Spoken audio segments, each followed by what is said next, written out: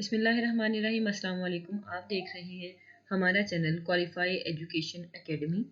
Lecture education की तैयारी के हवाले से और हेडमास्टर की तैयारी के हवाले से हम लोग आज डिस्कस करने जा रहे हैं फ़िलासफ़ी ऑफ एजुकेशन के बहुत ही इम्पॉर्टेंट MCQs। कुछ फ़िलासफ़ीज़ ऑलरेडी चैनल पर अपलोड की जा चुकी हैं, जिसमें आइडियलिज़म, रियलिज़म, नेचुरलिज़म शामिल हैं और उनकी वीडियोज़ आप चैनल पर देख सकते हैं। तो इसी से रिलेटेड हम आज कुछ MCQs को डिस्कस करेंगे। आज से 50 MCQs को डिस्कस किया जाएगा और उनको पढ़ के और समझ के फिर हम आगे चलेंगे, अपने कॉन्सेप्ट्स को क्लियर करके आगे चलेंगे। तो अगर आप चैनल पर नए हैं तो चैनल को सब्सक्राइब कर दें, वीडियो पसंद आए तो लाइक करें और शेयर करें और तमाम जो वीडियोस हैं उनको मुकम्मल देखा करें ताकि आपको अपने कॉन्सेप्ट्स को क्लियर करने में आसानी हो सके। तो चलिए स्टार्ट करते हैं अपनी आज की video. Philosophy of education. Dewey like best the following definition of education. John Dewey जो हैं ये इनको फाउंडर ऑफ प्रैग्मेटिज्म भी कहा जाता है। तो इनके मुताबिक जो डेफिनेशन है एजुकेशन की वो क्या है? Preparation for life, product, reconstruction of experience और एक्विजिशन ऑफ नॉलेज। तो इसमें से करेक्ट आंसर है reconstruction of experience. Education is derived from a Latin word educer, educate, ducer, doctrine. तो करेक्ट आंसर ए है educer. Educer mean guide, bring out, path, destination. Correct answer is bring out. Speculative philosophy deals with developing theory, right or wrong, analysis, none. तो यहाँ पे तीन तरह की हमारे पास philosophies होती हैं। एक होती है स्पेक्युलेटिव फिलोसफी, एक है प्रिस्क्रिप्टिव फिलोसफी और third one is analytical philosophy. तो जो स्पेक्युलेटिव फिलोसफी है इसका ताल्लुक डेवलपिंग थ्योरी से होता है, यानी थ्योरीज डेवलप करना जो है वो स्पेक्युलेटिव फिलोसफी के फील्ड में आता है। Prescriptive philosophy deals with developing theory, right और रॉन्ग, एनालिसिस, नन। तो प्रिस्क्रिप्टिव फिलोसफी जो है ये राइट और रॉन्ग के साथ डील करती है। 6 है जी analytical philosophy deals with developing theory, right और रॉन्ग, असेसमेंट, इवेल्युएशन। तो करेक्ट आंसर है assessment. Axiology in philosophy deals with knowledge, reality, values, none. तो एक्सियोलॉजी का ताल्लुक जो है ये वैल्यूज से होता है। Epistemology in philosophy deals with knowledge, reality, values, none. तो एपिस्टेमोलॉजी जो है ये इसका ताल्लुक नॉलेज के साथ होता है। Ontology in physics deals with knowledge, reality, values, none. Ontology का ताल्लुक रियलिटी से होता है। Correct answer is B. Ontology is also called as metaphysics, axiology, epistemology, all. तो ओंटोलॉजी जो है ये मेटाफिजिक्स भी कहलाती है। Philosophy is the theory of psychology, education, sociology, all. तो फिलोसफी जो है ये बेसिकली थ्योरी है एजुकेशन की। Eclecticism means borrowing beliefs from one philosophy, different philosophies, to philosophies, none of the above. तो eclecticism means borrowing beliefs from different philosophies. Aristotle disagreed from Plato with respect to belief that state should control education, state should not control education, ideas are the real, ideas are not real. तो सबसे पहले आप ये समझ लें कि जो Aristotle हैं ये रियलिज्म के फाउंडर हैं, रियलिज्म फिलोसफी ऑफ एजुकेशन के, और जो प्लाटो है ये आइडियलिज्म फिलोसफी ऑफ एजुकेशन के फाउंडर हैं। और प्लाटो जो हैं ये एरिस्टोटल के उस्ताद भी हैं। तो इन्होंने जो एरिस्टोटल हैं इन्होंने अपने जो उस्ताद हैं उनके अगेंस्ट जाके रियलिज्म की फ़िलासफ़ी दी थी। तो चूँकि आइडियलिज्म वाले जो हैं वो आइडियाज़ पे बिलीव करते हैं और कहते हैं कि आइडियाज़ जो हैं वो रियल हैं, तो एरिस्टोटल इनके अगेंस्ट जाते हुए एरिस्टोटल ने कहा था कि आइडियाज़ आर रियल। ये बात इस बात के वो खिलाफ थे। तो करेक्ट आंसर सी होगा। डिसएग्री किया था उन्होंने कि आइडियाज़ आर रियल। नेक्स्ट देखते हैं जी। 14 क्वेश्चन है, Aristotle's teaching became the philosophical foundation of naturalism, realism, empiricism, reconstructionism. ये पहले बात हो चुकी है कि पिछले क्वेश्चन में हम ये बात डिस्कस कर चुके हैं कि एरिस्टोटल जो है इन्होंने रियलिज्म की फिलोसफी दी थी। Metaphysics deals with the nature of truth, values, reality, knowledge. Metaphysics जो कि ऑन्टोलॉजी भी जिसे कहा जाता है, तो ऑन्टोलॉजी का ताल्लुक जो है ये रियलिटी के साथ होता है। Correct answer is C. Essentialists get their aim of education from people interest, traditions, beliefs, the great books.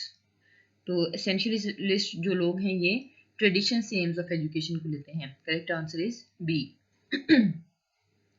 Naturalism rest on the ideas of Plato, Aristotle, Dewey, Rousseau.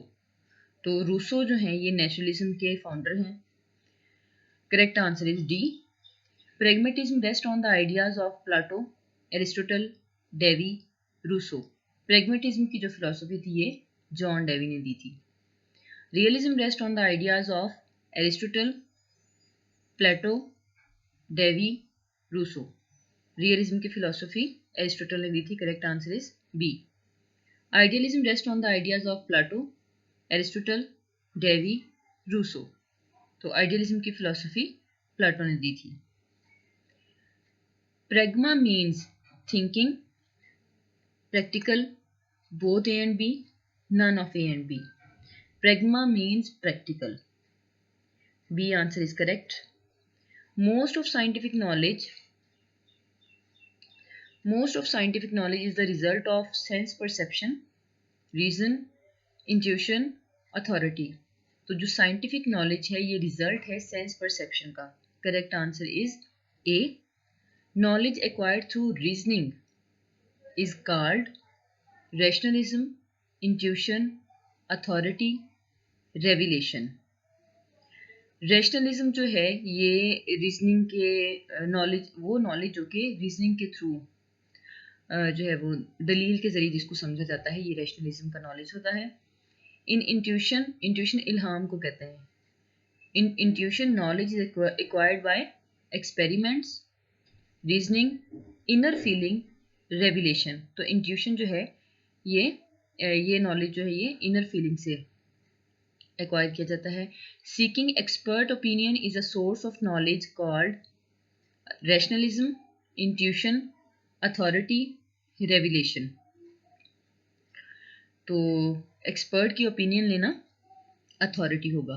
Correct answer is C. Philosophy of education which emphasizes everlasting reality. जो वो philosophy जो कि everlasting reality पे believe करती है, ये perennialism की philosophy है। Perennialism, essentialism, progressivism, reconstructionism. तो इसमें करेक्ट आंसर ए है। Philosophy of education which focuses on useful culture and skills is called perennialism, essentialism, progressivism, reconstructionism. ये बात हम पहले भी एक MCQ में पढ़ के आ चुके हैं कि जो एसेंशियलिस्ट लोग हैं ये अपने एम्स ऑफ एजुकेशन ट्रेडिशन से लेते हैं। तो ये जो यूजफुल कल्चर और स्किल की बात जो है ये एसेंशियलिज्म में आएगी। Correct answer is B. Life is continuous changing process is the base of education philosophy. Perennialism, essentialism, progressivism, reconstructionism. तो जो continuous changing process वाली बात आती है ये progressivism की philosophy में आती है। तो correct answer C होगा। Reforms are necessary in all walks of life is focused in perennialism, essentialism, progressivism, reconstructionism. Reforms are necessary, ये रिकंस्ट्रक्शनिज्म में आती है। तो ये इन चारों में देखें कि फिर से एक दफ़ा देख लेते हैं। पेरिनियलिज्म जो है स्टडी ऑफ ओल्ड बुक्स, ये एवरलास्टिंग रियलिटी पे बिलीव करते हैं। एसेंशियलिस्ट लोग जो हैं ये कल्चर और स्किल्स जो हैं यूजफुल कल्चर और स्किल पे फोकस करते हैं। जो प्रोग्रेसिविज्म है इनके मुताबिक life is continuous changing process. और रिकंस्ट्रक्शनिज्म के जो लोग हैं ये किसको मानते हैं, reforms are necessary in all walks of life. Next है जी philosophy of education which makes man responsible for his actions and experiences is called existentialism, essentialism, perennialism, progressivism. तो करेक्ट आंसर existentialism है। इस फिलॉसफी के मुताबिक इंसान जो है ये सेंट्रल पॉइंट कंसीडर किया जाता है। इस फिलॉसफी में मैन को जो है वो सेंट्रल पॉइंट कंसीडर किया जाता है और इसी के गिर्द ये यानी इंसान के गिर्द ये सारी फिलॉसफी जो है वो घूमती है, तो ये एग्जिस्टेंशियलिज्म में आएगा। Study of great books is at the core of perennialism, essentialism, progressivism, reconstructionism. Old books की जो स्टडी है ये पेरिनियलिज्म में है, जो कि एवर लास्टिंग रियलिटी पे बिलीव करते हैं। Correct answer is A. Which one is not among major exponents of perennialism? Bentock, Adler, Hutton, John Dewey. John Dewey जो है इन्होंने जो प्रेगमेटिस्ट थे ये, और इन्होंने ये जो प्रोग्रेसिविज्म का या जो प्रेगमेटिस्ट की फिलॉसफी है ये दी थी। तो ये लोग ओल्ड नॉलेज पे या नॉलेज ऑफ द बुक्स जो है उस पर बिलीव नहीं करते थे, इसलिए ये अगेंस्ट थे पेरिनियलिज्म की फिलॉसफी के। तो जो मेजर एक्सपोनेंट होंगे, नॉट अमंग मेजर एक्सपोनेंट, बाकी तीनों जो हैं ये पेरिनियलिज्म के एक्सपोनेंट्स में शामिल हैं, जॉन डेवी शामिल नहीं है इनमें।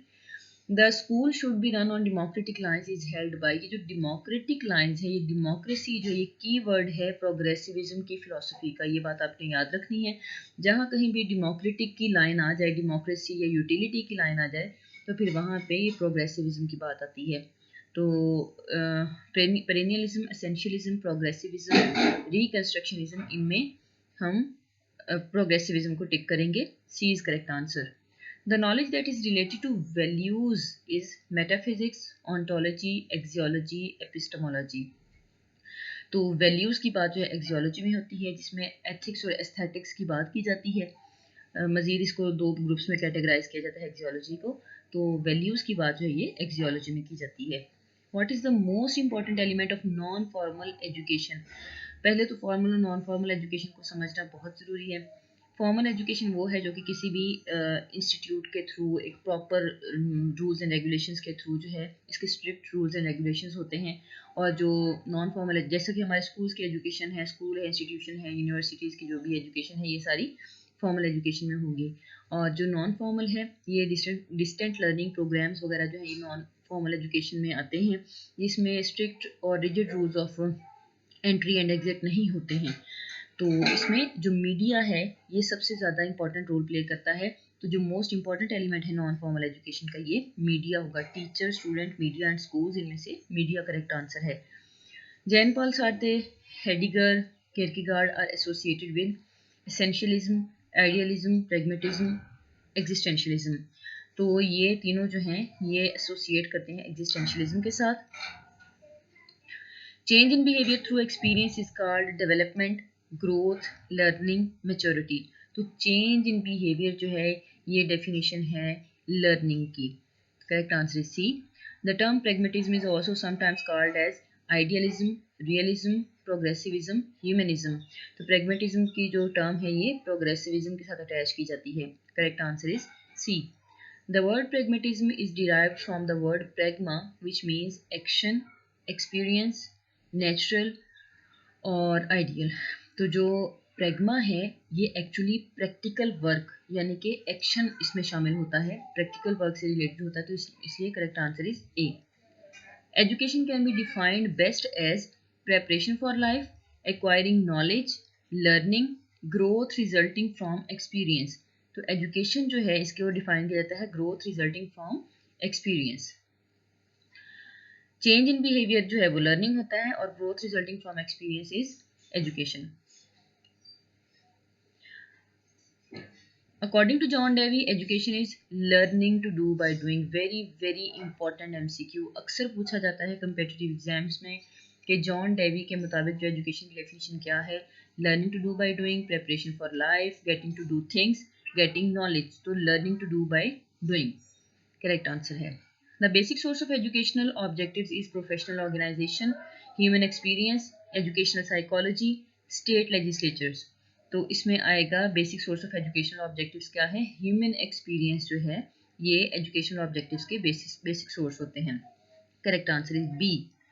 The primary responsibility for determining the aims of education should be teacher, administrator, society, parents. जो प्राइमरी रिस्पॉन्सिबिलिटी होती है एजुकेशन के एम्स को डिटर्मिन करने की, ये सोसाइटी पे लागू होती है, तो society, C is correct answer.